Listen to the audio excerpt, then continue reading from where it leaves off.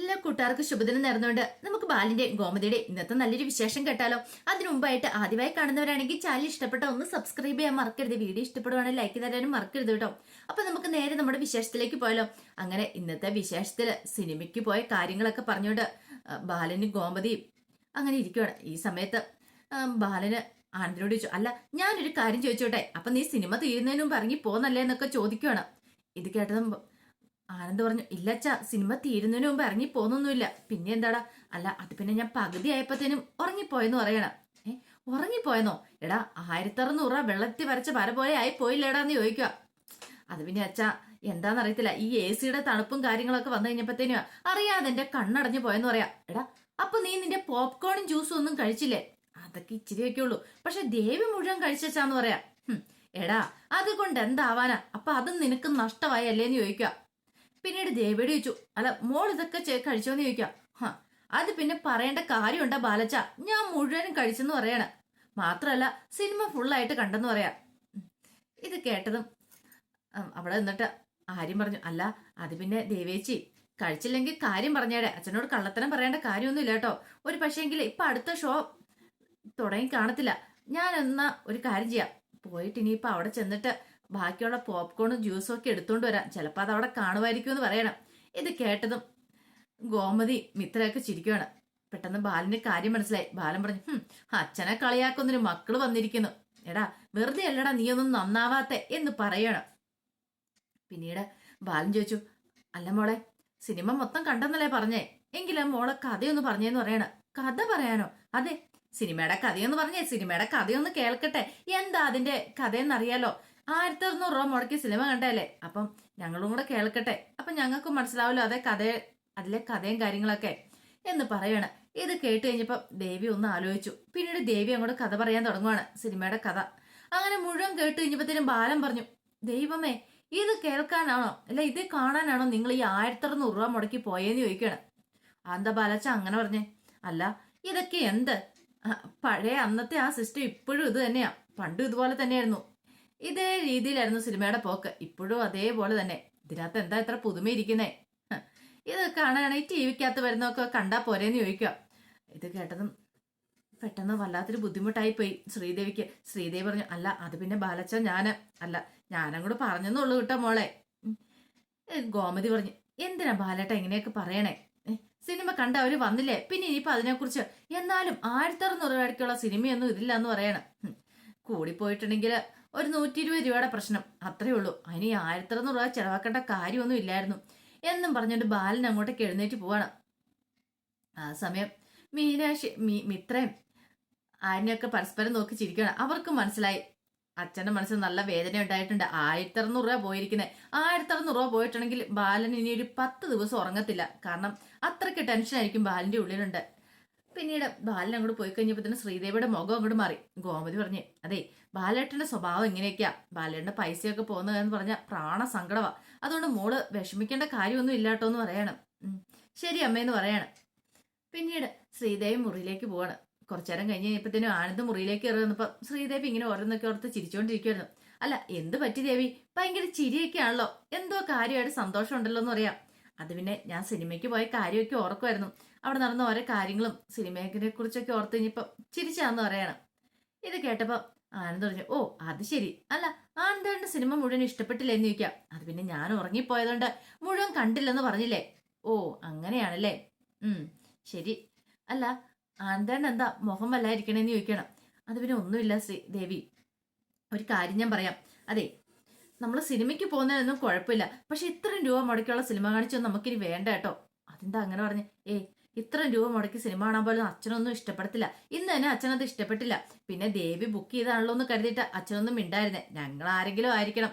അങ്ങനെയാണെങ്കിൽ അച്ഛൻ ഇന്നിവിടെ ഒരു ഭൂകമ്പം ഉണ്ടാക്കിയാണെന്ന് പറയാം. അതുകൊണ്ട് ദേവി ഇനി ഇങ്ങനത്തെ കാര്യങ്ങളൊന്നും വേണ്ട കേട്ടോ എന്ന് പറയണം. ഇത് കേട്ടപ്പോ ദേവി പറഞ്ഞു, അല്ല അത് പിന്നെ ആനന്ദേട്ടാ ഞാൻ അങ്ങനെയൊന്നും വിചാരിച്ചില്ല, സിനിമയ്ക്ക് ടിക്കറ്റ് ബുക്ക് ചെയ്തു. അതെ ശരി തന്നെയാ, പക്ഷെ ദേവി നോക്കുമ്പോ ശരിയാ, ദേവിയുടെ വീട്ടിൽ ഇഷ്ടം പോലെ പൈസയുണ്ട്, പൈസ ചെലവാക്കാനുണ്ട് താനും. പക്ഷെ ഞങ്ങളുടെ കുടുംബത്തെ സംബന്ധിച്ച് അങ്ങനെയല്ല, അച്ഛന് ഓരോ രൂപയ്ക്കും കണക്കുണ്ട്. അതുകൊണ്ട് ഇനിയിപ്പം നമ്മൾ എന്ത് ചെയ്യണമെങ്കിലും ആലോചിച്ച് തീരുമാനിച്ചിട്ട് മതി കാര്യങ്ങളൊക്കെ ചെയ്യാനെന്നൊക്കെ പറയണം. ഇത് കേട്ടപ്പോ ശ്രീദേവി പറഞ്ഞു, എന്നാ ശരി ആനന്ദേട്ടാ അങ്ങനെ ആയിക്കോട്ടെ എന്നൊക്കെ പറയണം. ആനന്ദിന്റെ മനസ്സിലും വല്ലാത്ത ടെൻഷനായിരുന്നു. ദൈവമേ താൻ അച്ഛനെ നോവിച്ചോ, ഇനിയിപ്പം അച്ഛന് ഭയങ്കര ബുദ്ധിമുട്ടായി കാണുമല്ലോ എന്നൊരു ചിന്തയൊക്കെ മനസ്സിലേക്ക് വരുന്നുണ്ടായിരുന്നു. പിന്നീട് ധർമ്മന്റെ പുറമൊക്കെ ഒന്ന് തടവി കൊടുത്തോണ്ടിരിക്കുകയാണ് ആര്യൻ. ഈ സമയം ധർമ്മം പറഞ്ഞു, എടാ ശരിക്കും ഒന്ന് തടവട ആര്യാന്ന് പറയണേ. എന്റെ മാമ ഇത്രയൊക്കെ പറ്റുള്ളൂ, വയസ്സും പ്രായമൊക്കെ ആയില്ലേ, ഇനിയിപ്പോ വേദനയൊക്കെ ഉണ്ടാവും പറയാ. ഒന്ന് പോടാ അവിടുന്ന്, എനിക്ക് ഇതിന് മാത്രം വയസ്സും പ്രായമൊന്നും ആയില്ല, വെറുതെ കള്ളത്തരം പറഞ്ഞുണ്ടല്ലോ. ആ കല്യാണം പോലും കഴിച്ചിട്ടില്ല ഞാൻ, അപ്പോഴാണ് നിന്റെ വയസ്സും പ്രായം എന്ന് പറയണം. അപ്പോഴേക്കുമാണ് മിത്ര അങ്ങോട്ടേക്ക് വരുന്നേ. മിത്ര വന്നിട്ട് ചോദിച്ചു, എന്ത് പറ്റുമാ, എന്ത് പറ്റി ഇളയച്ചാന്ന് ചോദിക്കാം. അത് പിന്നെ എന്റെ പുറമൊക്കെ നല്ല വേദനയാ, ഇവനോടൊന്ന് തിരുമാൻ പറഞ്ഞിട്ട് ഇവൻ ഇരിക്കുന്ന ഇരിപ്പ് കണ്ടില്ലെന്ന് ചോദിക്കാം. ഇതേ ആര്യ ശരിക്കും തിരുമ്മി കൊടുക്കാൻ പറയണം. പിന്നെ തിരുമ്മി കൊടുത്തു. ഇതേ കുഴിയിലേക്ക് കാലം നീട്ടിയിരിക്കുന്ന മാമനയ്ക്ക് ഇനി എന്തിനാ തിരുമ്മി കൊടുക്കണമെന്ന് ചോദിക്കാം. കണ്ടോ കണ്ടോ മോളെ പറഞ്ഞു കേട്ടോ. ദേ ആര്യ ഒരു കാര്യം ഞാൻ പറഞ്ഞേക്കാം, എന്റെ ഇളയച്ചനെ കുറിച്ച് അനാവശ്യം പറഞ്ഞാണ്ടല്ലോ. എന്റെ ഇളയച്ചൻ ഇപ്പോഴും നല്ല ചെറുപ്പമാ, കണ്ടില്ലേ എന്ത് ഭംഗിയാന്ന്. കണ്ടോ ആ ഡ്രസ് സെൻസും കൂടെ നോക്കിയാൽ മതി, നല്ല ഷർട്ടും അതൊക്കെ ഇട്ടങ്ങനെ ഇറങ്ങി എന്നിട്ടുണ്ടെങ്കിൽ പെമ്പിള്ളേരൊക്കെ മുഖത്തൊന്ന് കണ്ണ് പറിക്കില്ല എന്ന് പറയാണ്. ഇത് കേട്ടപ്പോ ധർമ്മം പറഞ്ഞു, കേട്ടോടാ കേട്ടോടാ എന്റെ മോള് പറഞ്ഞേന്ന് ചോദിക്കാം. ഇത് കേട്ടപ്പം ആര്യം ചോദിച്ചു, അല്ല മാമൻ എത്ര നാളായിട്ട് മിത്രനെ പരിചയമുണ്ട്? അത് കുഞ്ഞുനാളിലെ മോളെ അറിയാം, അവളെ ഞാൻ എടുത്തു വളർത്തിയല്ലേ. ഓ അങ്ങനെയാണല്ലോ, എന്നിട്ട് ഇതുവരെയായിട്ട് ഇവളുടെ സ്വഭാവം മനസ്സിലാക്കാനായിട്ട് മാമന് പറ്റുമെന്ന് ചോദിക്കാം. അതെന്താടാ നീ അങ്ങനെ പറഞ്ഞേ? മാമ എന്തോ കാര്യസാധ്യമായിട്ട് അവള് വന്നിരിക്കുക, അല്ല പിന്നെ മാമൻ എങ്ങനെ പൊഴുത്തി പറയേണ്ട കാര്യമുണ്ടോ? ഇവളെ അറിയത്തില്ലയോ, കുറച്ച് നാളായുള്ളൂ ഞാൻ ഇവളുമായിട്ട് ഒന്നി ചേർന്നിട്ട്, പക്ഷെ ഇവളുടെ എല്ലാ സ്വഭാവം ഞാൻ പഠിച്ചു വെച്ചിരിക്കാന്ന് പറയണം. ഇത് കേട്ടതും മിത്ര പറഞ്ഞു, അങ്ങനെയൊന്നുമില്ല ഇളയച്ച, ചുമ്മാ കള്ളത്തരം പറയുന്ന ഈ ആര്യൻ എന്ന് പറയണേ. ദേ അന്നാ നമുക്ക് കാണാന്ന് പറയണേ. അല്ല എന്ത് പറ്റുമോളെ, എന്തോ ഒരു കാര്യസാധ്യ ഉണ്ടല്ലോ, എന്താണെങ്കിലും എന്നോട് തുറന്നു പറ. അത് പിന്നെ മാമ അല്ല ഇളയച്ച, ഞാനൊരു കാര്യം ചോദിക്കാൻ വേണ്ടി വന്ന. എന്ത് കാര്യം? അതെ അപ്പുറത്ത് വീട്ടിലെ രേണി ചേച്ചിയെ നമ്മുടെ കടയിലാണ് സാധനം വാങ്ങാൻ വരുന്നത്. അതേലോ നമ്മുടെ കടയിലെ സാധനം വാങ്ങാൻ വരുന്നേ. ഓ അവർക്കൊരു മോളുണ്ടല്ലേ എന്ന് ചോദിക്കണം. അതെ 8ാം ക്ലാസ്സിൽ പഠിക്കുന്നത്. അതെ അവർക്കൊരു മോളുണ്ട് 8ാം ക്ലാസ്സിൽ പഠിക്കുന്നത്. ആ കുട്ടി എവിടെ ട്യൂഷന് പോണെന്നറിയാവോ? അത് പിന്നെ ആ മോഹൻ സാറിന്റെ അടുത്താ പോണേന്ന് പറയണോ? ഓ അവിടെയാണല്ലേ, അത് കുറച്ച് ദൂരമില്ലേ? അതെ വേറെ ഇപ്പൊ എന്ത് ചെയ്യാനാന്ന് ചോദിക്കുകയാണ്. അന്നാ ഇളയച്ച എനിക്കൊരു ഉപകാരം ചെയ്തു തരുമെന്ന് ചോദിക്കുക. എന്താ?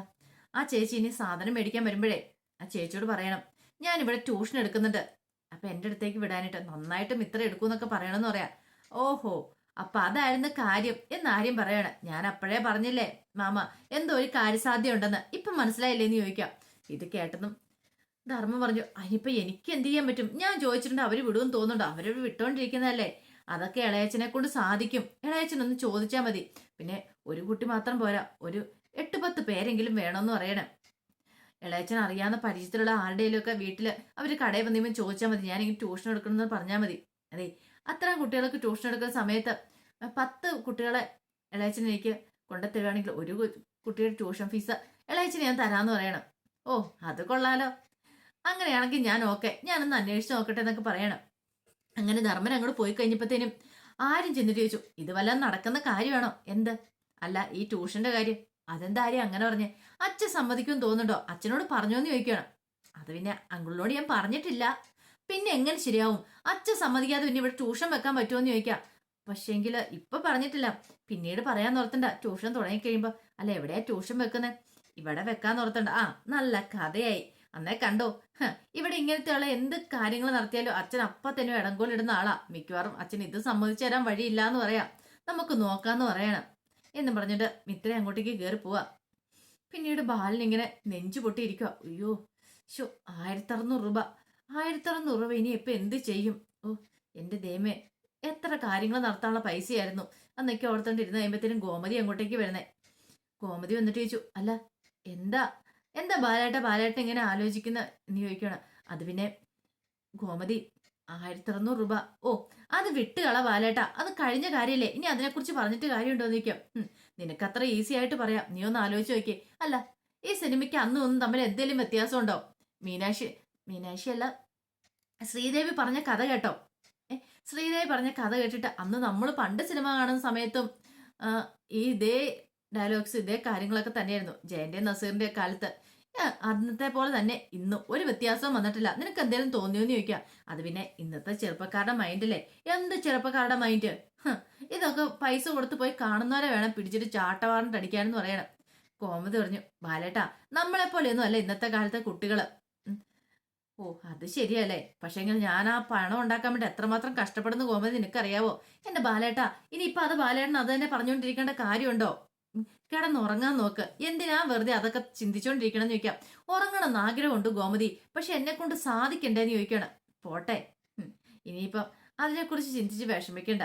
ഇനിയിപ്പൊ അത് പറഞ്ഞു കഴിഞ്ഞിട്ടുണ്ടെങ്കിൽ ഇവ ആനന്ദിന്റെയും ശ്രീദേവിയുടെയും ജീവിതത്തിൽ എന്തെങ്കിലും പ്രശ്നം ഉണ്ടായാലോ? ഓ അത് ശരിയാ. ഇനിയിപ്പൊ അതിനെക്കുറിച്ചൊന്നും അവരുടെ കേക്കൊന്നും പറയാൻ പോകണ്ട കേട്ടോ എന്ന് പറയണ. ശരി ശരി, ഞാനൊന്നും പറയാൻ പോകുന്നില്ലേ എന്നൊക്കെ പറയണം. പിന്നീട് അവള് ഗോമതി വെച്ച് കിടക്കണില്ലെന്ന് ചോദിക്കുക. ഞാൻ കിടന്നോളാം, നീ കിടന്നോളാൻ പറയണം. അങ്ങനെ പിന്നെ ഉറക്കം വരാതെ വന്നു കഴിഞ്ഞപ്പോഴത്തേനും ബാലനെന്ത് ചെയ്യാൻ പുറത്തേക്ക് ഇറങ്ങി വരുവാണ്. അങ്ങനെ പുറത്തിറങ്ങി വന്ന് നിൽക്കുന്ന സമയത്ത് ആനന്ദ് അങ്ങോട്ടേക്ക് വരുവാണ്. ആനന്ദ് വന്നിട്ട് പറഞ്ഞു, അച്ഛാന്ന് വിളിക്കണേ. എന്താടാ മോനെ? അത് പിന്നെ സോറി കേട്ടോ അച്ഛന്ന് പറയണേ. സോറി എന്തിനാ? അത് അത്രയും രൂപ മുടക്കി ഞങ്ങൾ സിനിമ കാണാൻ പോകാൻ പാടില്ലായിരുന്നു. എനിക്ക് അറിയാം അച്ഛൻ 1 രൂപയ്ക്ക് പോലും അച്ഛൻ കൊടുക്കുന്ന മൂല്യം എന്താന്ന്. അച്ഛന്റെ കഷ്ടപ്പാടിന്റെ ബലം അതാണ് 1600 രൂപ. അത് പക്ഷേങ്കില് ഞാനും ശ്രീദേവി ഒരു 2 മണിക്കൂറും കൊണ്ട് തീർത്ത് കളഞ്ഞില്ലേ. ഏ ഇനി അങ്ങനെയൊന്നും ഉണ്ടാവില്ല അച്ഛാന്ന് പറയണ. പോട്ടറ മോനെ, സാരമില്ല. ഇനി ഇതിനെ പറഞ്ഞ് നിങ്ങളുടെ മുറിയിൽ ഒരു വഴക്കും കാര്യങ്ങളൊന്നും വേണ്ട കേട്ടോ എന്ന് പറയണ. ഇല്ലച്ചാ, ഇനി എങ്ങനെയും ചെയ്യത്തില്ല എന്ന് പറയാം. ദേട്ടൻ ബാലൻ പറഞ്ഞു, നീ എന്നെ മനസ്സിലാക്കിയല്ലോ, അത് മതി, എനിക്കൊരു സന്തോഷമായി എന്നൊക്കെ ബാലൻ പറയാണ്. അപ്പൊ അതിന്റെ വിശേഷങ്ങളൊക്കെ എന്ന് കണ്ടത്. ഇതിന്റെ ബാക്കി വിശേഷങ്ങളുമായിട്ട് വൈകുന്നേരത്തെ പ്രമോയി വരാട്ടോ. ഒരിക്കൽ കൂടി എല്ലാവർക്കും ശുഭദിനം നേർന്നുകൊണ്ട് നിർത്തുന്നത്.